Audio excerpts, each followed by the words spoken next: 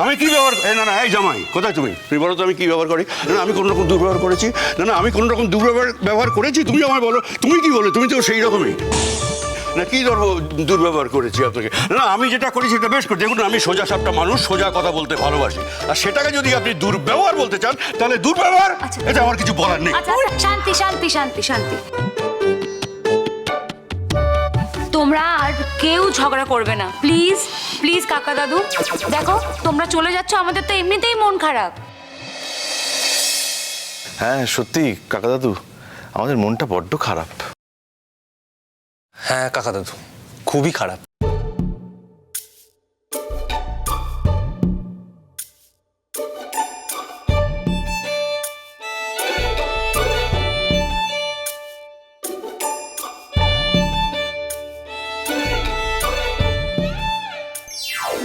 কি দেখছো? এই মন খারাপের কোনো চিহ্ন টিহ্ন মুখের মধ্যে আছে কিনা সেটাই আমি দেখবার চেষ্টা করছি।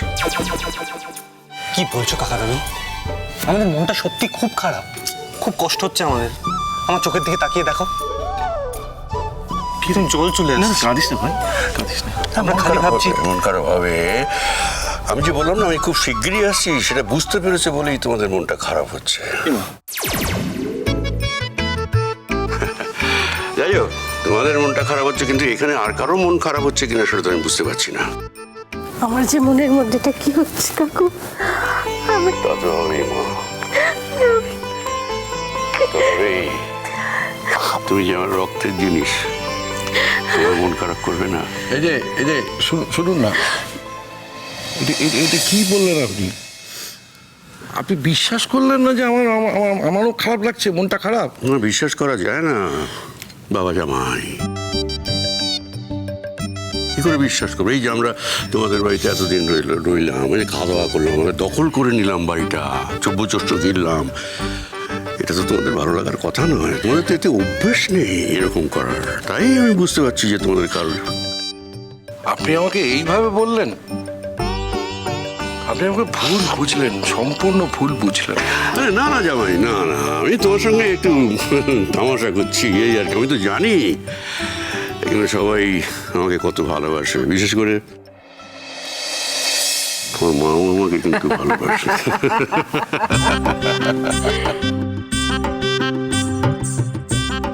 থাক থাক আর ভালো ভালো কথা বলতে হবে না আপনার।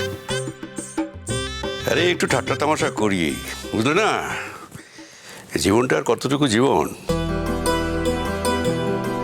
তো সেই জীবনে যদি একটু ঠাট্টা তামাশা হইচই খাওয়া দাওয়া না থাকলো তাহলে কিসের জীবন জীবনের মেয়াদি বা কতটুকু ওই বাজির মতো বাজিটা ফুটতে যতটুকু সময় নেয় আমাদের জীবনের মেয়াদে ওই অতটুকুই সময় তারপরে ওই বাজিটা ফাটলে যেমন চারিদিকে আলো হয় খুব চারিদিকে আলো হয়ে যায় জীবনও ঠিক সেই রকম ফস করে জ্বলে ওঠে তারপরে উজ্জীবিত হয়ে যায় চারিদিকে শুধু আলো আলো আর আলো তারপরে অন্ধকার সব অন্ধকার হয়ে যায় সব কিছু হারিয়ে যায়।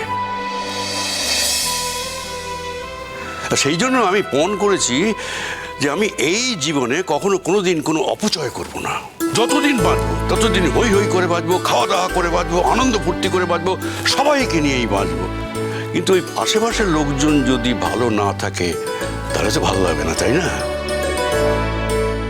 এই যে ফুটবল তোর চামচিকেটার সঙ্গে তো দেখা হলো না আজকে যাওয়ার সময় আজকে দিনেই তার কি এমন একটা কাজ পড়ে গেল ভগবান জানে। আরে ওর তো প্রজেক্ট জমা দিতে হবে নইলেও থাকতো। কাকু বারবার কিন্তু বলে গেছে কাকা দাদুদের তাড়াতাড়ি করে বিয়ের আগে চলে আসতে বলো তোমরা কিন্তু তাড়াতাড়ি চলে আসবে কেমন।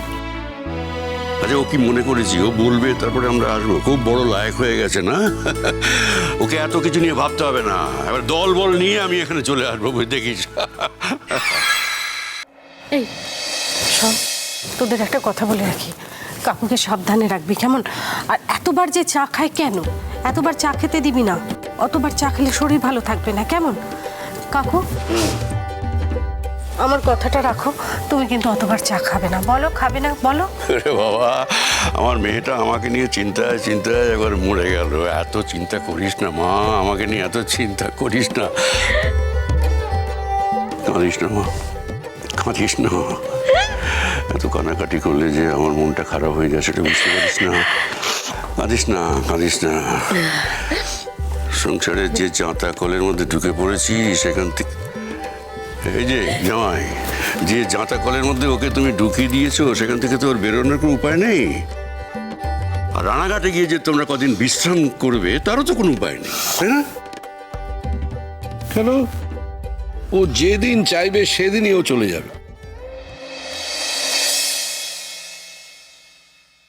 মেয়েটার বিয়ে হয়ে গেলে তো এমনিও মনটা ভালো লাগবে না, তখন কদিন গিয়ে থেকে আসবো।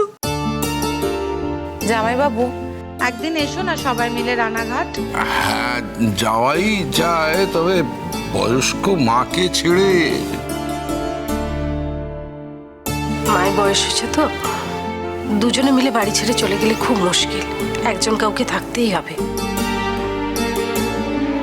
আচ্ছা, আমি কি তোর শাশুড়িকে যেতে বারণ করেছি নাকি আমার রানাঘাটে জায়গা কম পড়িয়েছে?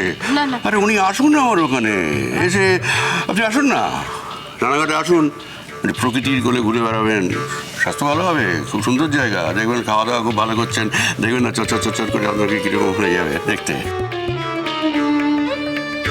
আমি তো সবাইকেই যেতে বলছি। আচ্ছা, একসঙ্গে যেত না, আমার অন্তত ভাগে ভাগে সবাই কেউ। এই যে টিটো, টিনটিন, তোমাদেরও যেতে হবে কিন্তু। টিটো, তোমার বউকে নিয়ে যেতে হবে। তোমার বউ কিন্তু এখন আমার হাতে। বিয়ে করার পরে যদি বলো না আমি যেতে পারছি না, ওই জন্যই বউকে নিয়ে যাবো, ওই বউয়ের টানে টানে তুমি রানাঘাটে চলে আসতে পারবে।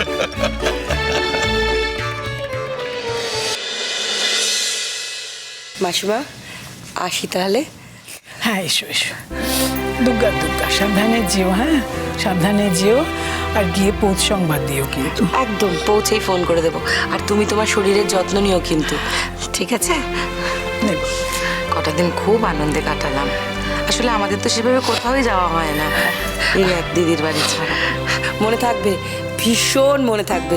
তোমাদের সাথে এই আনন্দ করে কাটানো দিনগুলোর কথা খুব মনে থাকবে। জানি কটা দিন আমরা খুব জ্বালিয়েছি, তবে আমাদের কিন্তু খুব আনন্দে কেটেছে। বলো না, বলো না, এভাবে একদম বলবে না। দিদির বাড়িতে এসেছো, জ্বালাবে কি? দিদির বাড়ি মানেই তো নিজের বাড়ি। আবার এসো, এভাবেই চলে এসো আবার। হ্যাঁ, তোরা কদিন এসেছিলি বলে খুব আনন্দে কাটলো, মাঝে মধ্যে এরকম একটু আনন্দ দিস। মাঝে মাঝে আমাদের এরকম আনন্দ পেতে ভালো লাগবে। শোনো, তোমাদের একটা কথা বলি সবাইকে। ফুটবলের বিয়েতে আমার খুব আপত্তি ছিল। বাবা মা আমার অ্যাবসেন্সে ফুটবলে বিয়ে দিয়ে দিল। তারপরে আর কি ওদের বাড়িতে গেলাম, সবার সঙ্গে খুব আলাপ হলো, সবাই খুব ভালো। তবে সব থেকে আমার ভালো লেগেছিল ফুটবলের শাশুড়িকে।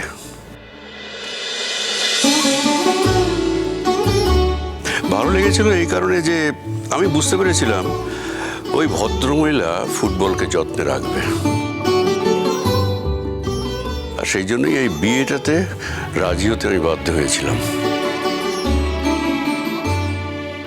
আমি ভেবেছিলাম মেয়েটার মা নেই, বাবা নেই, এই বাড়িতে এসে একটা মা পাবে।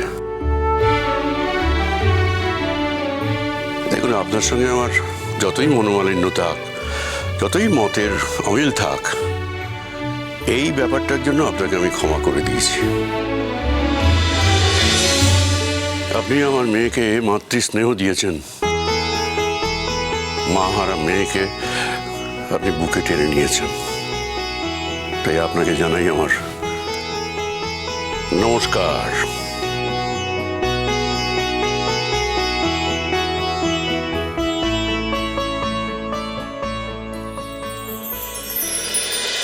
জল থই থই জল থই থই ভালোবাসা